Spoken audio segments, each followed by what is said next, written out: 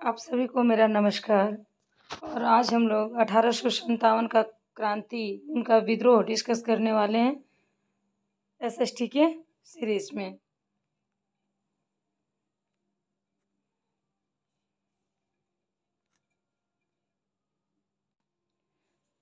One 40 तक हम लोगों ने ऑलरेडी डिस्कस किया हुआ है। आज हम लोग इसके आगे का सवाल देखेंगे। नेक्स्ट क्वेश्चन है 141। दीन-ए इलाही नामक नया धर्म किसके द्वारा शुरू किया गया था? आपके ऑप्शंस हैं हुमायूं, जहांगीर, अकबर और शाहजहां। तो आपको बताना है कि दीन-ए इलाही नामक नया धर्म जो था वो किसके द्वारा शुरू किया गया था।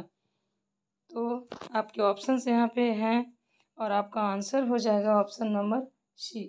अकबर ने दीन-ए इलाही नामक नया धर्म शुरू किया था अपने शासनकाल में। नेक्स्ट है प्रसिद्ध मुस्लिम शासिका चांद बीबी जिसने बरार को अकबर को सौंपा, निम्नलिखित में से किस राज्य से संबंधित था? तो मुस्लिम शासिका चांद बीबी किस राज्य से संबंधित थी? वो बीजापुर, गोलकुंडा, अहमदनगर और बरार। तो आपके आंसर हो जाएंगे option number C, Berar, Ahmednagar. ठीक है, अहमदनगर हो जाएगा।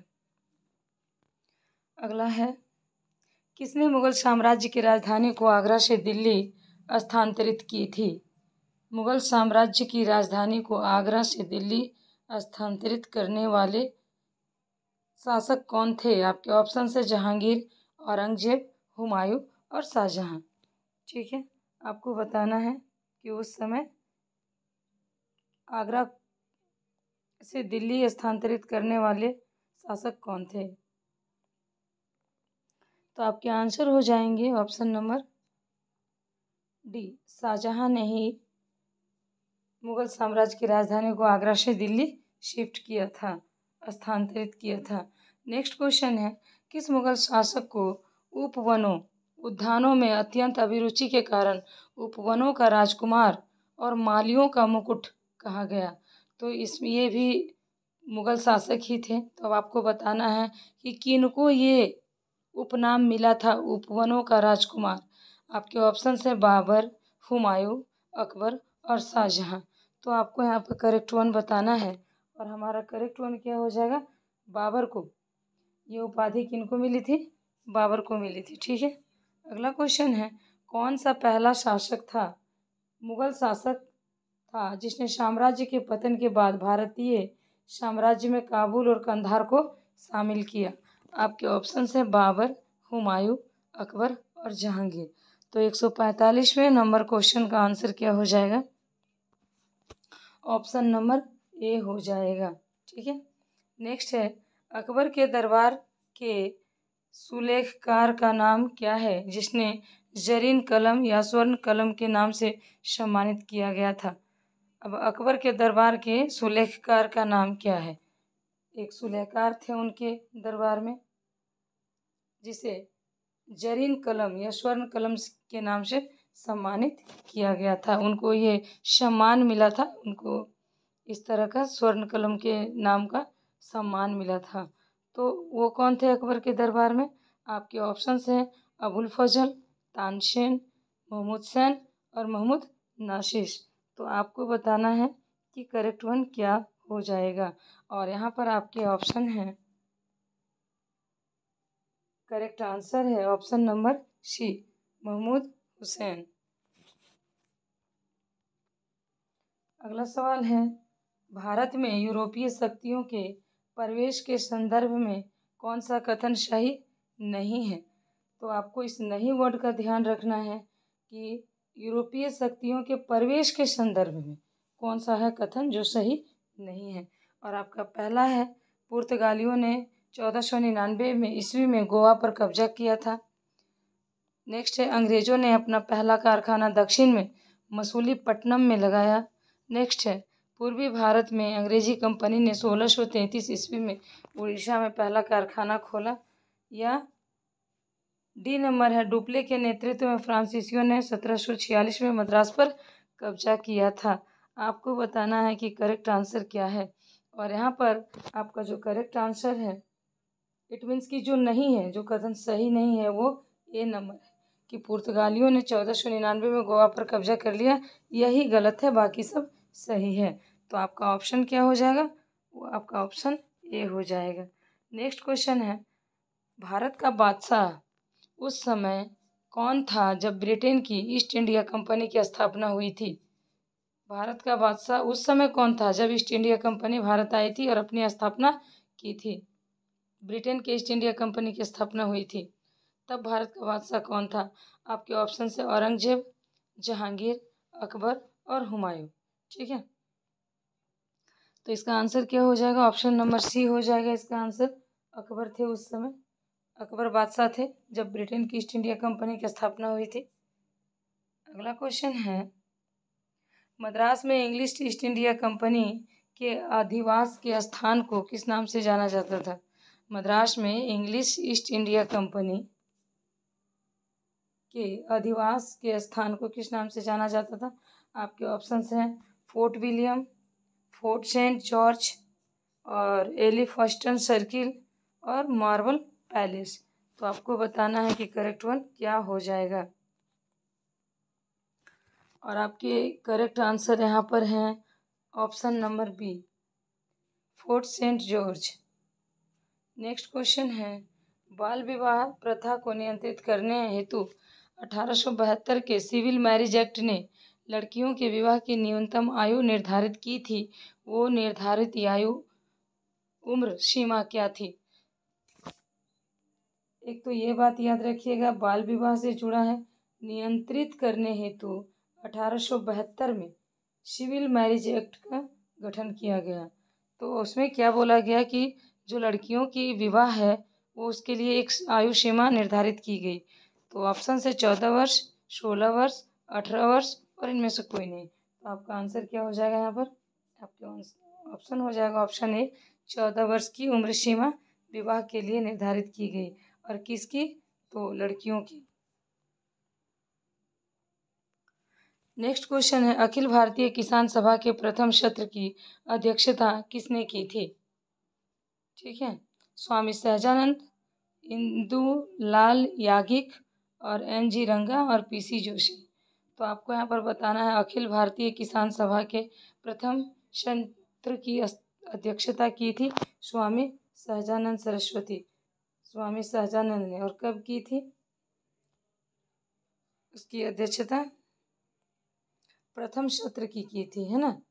किस सत्र की? तो प्रथम सत्र की। आपको थोड़ा यहाँ और बताना चाहूँगी कि ये कब हुई थी। ये 11 अप्रैल 1936 ईस्वी में राष्ट्रीय कांग्रेस के लखनऊ सत्र में अखिल भारतीय किसान सभा के गठन के साथ ये सभी किसान संगठन इसमें समाहित हो गए थे। और जिसकी की अध्यक्षता सहजानंद सरस्वती जी ने की थी। सबसे पहले इनको प्रथम अध्यक्ष निर्वाचित किया गया था। और डेट याद रखिएगा कब? तो यह थे आपके 11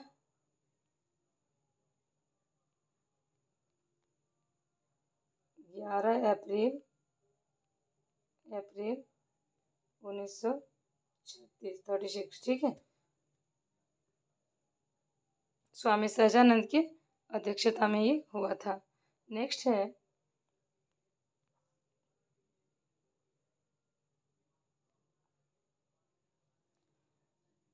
अगला सवाल है, नील आंदोलन का जमकर समर्थन करने वाले हिंदू पेट्रियाट के संपादक थे।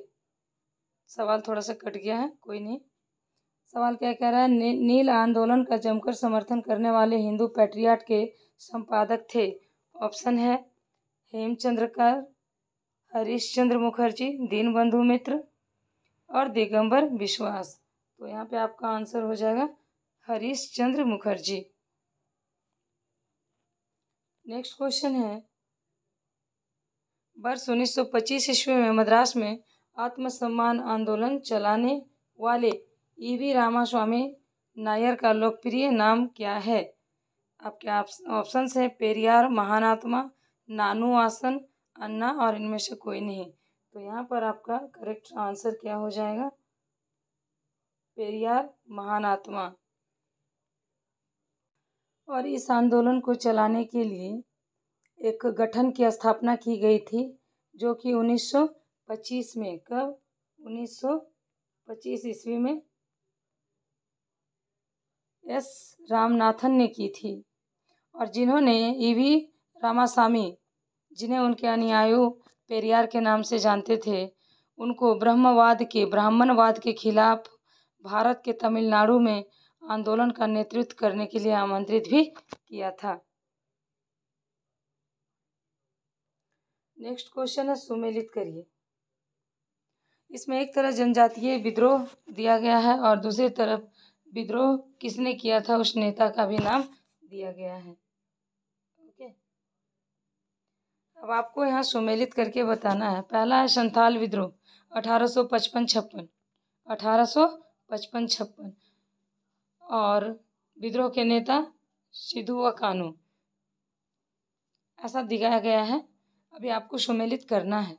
संथाल विद्रोह 1855-56, और आपका हो गया मुंडा विद्रोह 1899 से लेकर के 1900 तक, फिर है ताना भगत आंदोलन 1914-15, और रंपा विद्रोह 1922 से 24। अब आपको ये जो जितने भी जनजातीय विद्रोह हैं उनको विद्रोह के नेता के साथ सिंधु कानू, बिरसा मुंडा, जतरा भगत और अलूरी सीताराम, इन सब के साथ मैच करना है। तो 4 ऑप्शंस यहाँ पर दिए गए हैं, आप लोग देखिए यहाँ पे ABCD। आपको बताना है कि इसका करेक्ट ऑप्शन क्या है।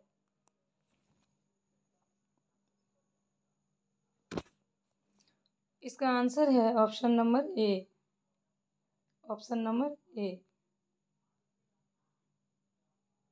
ठीक है, इट मीन्स कि जैसा दिया गया है, जैसे संथाल विद्रोह 1855-56, तो विद्रोह का नेता कौन था, तो संथाल विद्रोह का नेता सिद्धू कानू था। कौन था, सिद्धू कानू था। और मुंडा विद्रोह जो कि 1899 और 1900 में हुआ था, और इसी विद्रोह के बाद ही 1900 में बिरसा मुंडा की मौत हो जाती है। किससे, हैजा से, पानी की बीमारी होती है ये, हैजा से उनकी मौत हो जाती है बिरसा मुंडा की। तो ये जो मुंडा विद्रोह है, इनके नेता कौन थे, इसके विद्रोह के नेता बिरसा मुंडा थे। अगला है ताना भगत आंदोलन, जो कि 1914 प्रथम वर्ल्ड वार के साथ शुरू हुआ था, 14 से 15 तक चला था। और इसके जो नेता थे, विद्रोह के नेता, वो जतरा भगत थे और कुछ अन्य लोग भी थे। नेक्स्ट है रंपा विद्रोह, जो 1922 में 24 में चौरा चोरी हत्याकांड के आसपास का ये विद्रोह हुआ था। वो अल्लूरी सीताराम राजू ने उसका विद्रोह का नेता थे वो। तो आपका ऑप्शन यहाँ पर क्या हो जाएगा, आपके ऑप्शंस हो जाएंगे यहाँ पर ए नंबर, ए नंबर।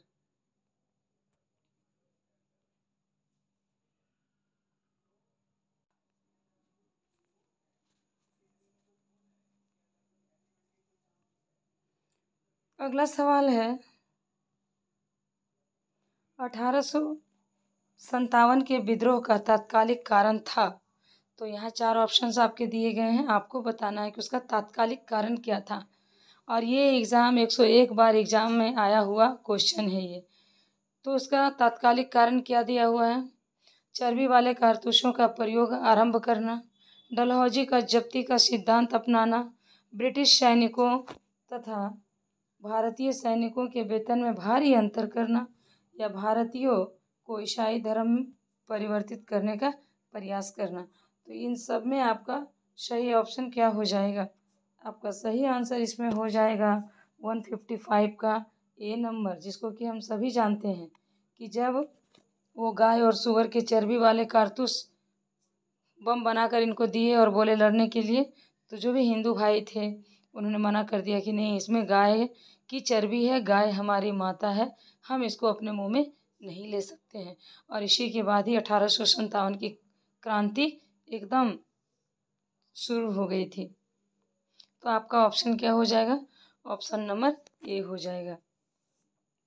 और 1857 की क्रांति की हम बात करें तो इतना ही नहीं, 1857 का जो विद्रोह हुआ था वो ईस्ट इंडिया कंपनी के अन्यायपूर्ण शासन के खिलाफ हुआ था, जिसमें कि भारत में एक शक्तिशाली विद्रोह, इसको हम ऐसा कह सकते हैं कि ये जो अन्यायपूर्ण शासन के खिलाफ भारत में एक शक्तिशाली विद्रोह था।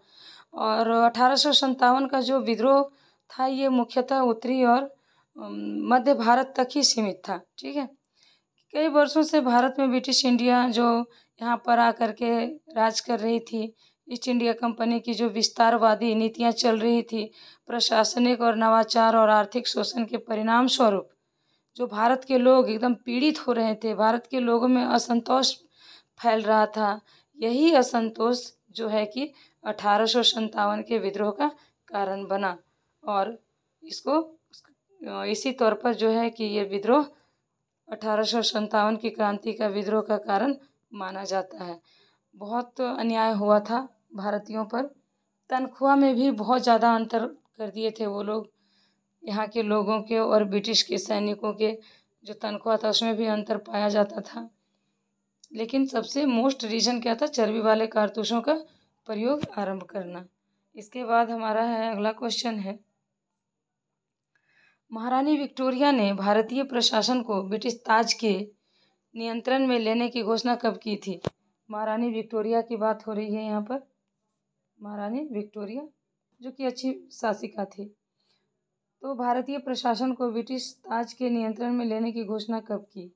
आपके ऑप्शंस हैं 1 नवंबर 1858, 31 नवंबर 1857, 6 नवंबर 1858 या 17 नवंबर 1859। आपको बताना है कि इसका करेक्ट आंसर क्या है। इसका करेक्ट आंसर है ऑप्शन ए, 1 नवंबर 1858 को ब्रिटिश ताज के नियंत्रण में लेने की घोषणा कर दी कि भारतीय प्रशासन अब ब्रिटिश के अंदर आएगा और अब जो ब्रिटिश महारानी है विक्टोरिया वो शासन को चलाएगी।